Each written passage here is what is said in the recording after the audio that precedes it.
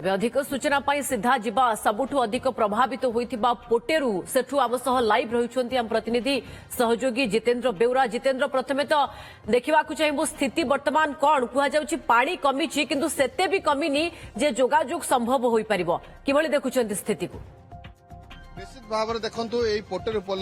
चलुवा पानी जदियो पानी कमी कारण गतकाली यही पोल पाखापाखि 15 फुट्र पानी थिला किंतु वर्तमान 4 फुट्र पानी रही पानी कमी किंतु जोगाजोग वर्तमान स्वाभाविक हो पारनी। केवल पूजा ये गोटे पोल नुहे एबे भी कांकरकोंडा कन्याश्रम एभली अनेक पोल रही जोटि पोल उपर पानी चलुची जहाद्वारा कि यातायात हो पारुनी। मालकानगिरी कालीमेला कथा कहतु कालीमेला पड़िया कथा कहतु यही अंचल गुड़िकर वर्तमान यातायात स्वाभाविक हो पारनी। ये हूँ जातीय राजपथ देखा 36 घंटा धरी अनेक स्थान में गाड़ी गुड़िक अटकी रही लोके अटकी रही कारण एबे भी रास्ता अवरोध हो रही पानी रे। निश्चित भाव में ये गोटे दृश्य नुहे तमाम जिले में गतकाली आम देखिलु तमाम जिला पूरा जलमग्न हो जाता जदियो आज सामान्य सुधार आसी धीरे धीरे पानी खसुची सामान्य सुधार आसी किंतु सुधार पर दुर्दशा बढ़ुची। पटेरु अंचल आम देखुलु अनेक लोक घरे पानी पशि जाता पानी खसी जाए घर भितर कादुओ पशि जाइए घर आसबाबपत्र नष्ट हो जाए प्राय गोटे गोटे घरे 8 ରୁ 10 फुट्र पानी पशिला जहाँकि आम चित्र देखुलु कांथरे चिन्ह रही कि स्थानीय बासिंदा अच्छा प्रतिक्रिया नवा कौन कहे गतकाल शनिवार दिन हठात पानी आसला किभଳି पानी आसला केतबेले आसला? हठात तो पानी आसला सब तो बुड़ी जाइए लोक मैंने किए तैयारी नथिला मतलब हठात तो बुड़ी गला कौन कहे विषय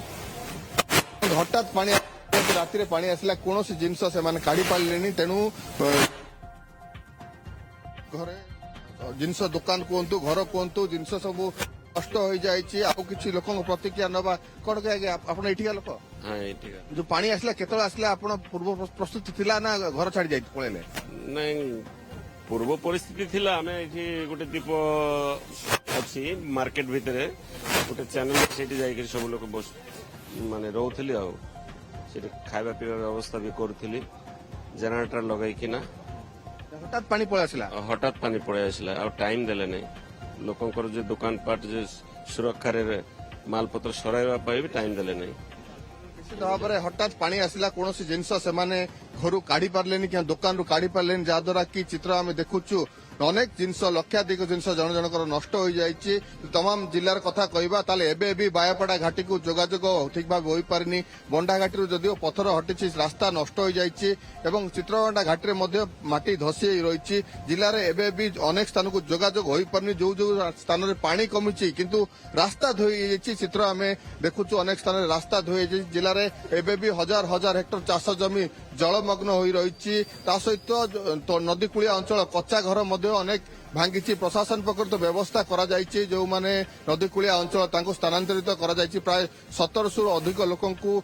स्थानांतरित करायछि प्रशासन किंतु एबे वर्षा कमिला परे सेमाने निज निज घर को फेरुचंती एवं घरर जेहेतु व्यापक क्षयक्षति होइछि सेगुडी सजाड़ीबार लागिचंती पूजा कहि रखे। मालकान जिले में बन्यार एक कहि पारिया तले व्यापक क्षयक्षति होइछि सबुठु मालकान जिले में अधिक क्षतिग्रस्त होइछि पटेरु गाँ सबुठु अधिक क्षतिग्रस्त होइछि पाखापाखि 24 घंटा धरी जलमग्न हो रही गाँटी और घरटी संपूर्ण अनेक लोग प्राय पाखापाखि 200 घर संपूर्ण भाव जलमग्न हो रही समस्त घरे 8 ରୁ 10 फुट्र पानी चलुला। निश्चित भाव में जो वर्षा कमुची लोकों दुर्दशार चित्र सामना को आसी हजार हजार हेक्टर चाष जमी नष्ट हो जलमग्न हो रही वर्षा कमी पानी कमी किंतु एबे भी अनेक अंचल को जोगाजोग विच्छिन्न कारण रास्ता उपरे पोल उपरे पानी चलुची किंतु ता भितर जो कथा आपण कहले दुर्दशार चित्र भी सामना को आसुची जेतेबेले पानी कमुची। बहुत बहुत धन्यवाद जितेंद्र आपन समस्त सूचना।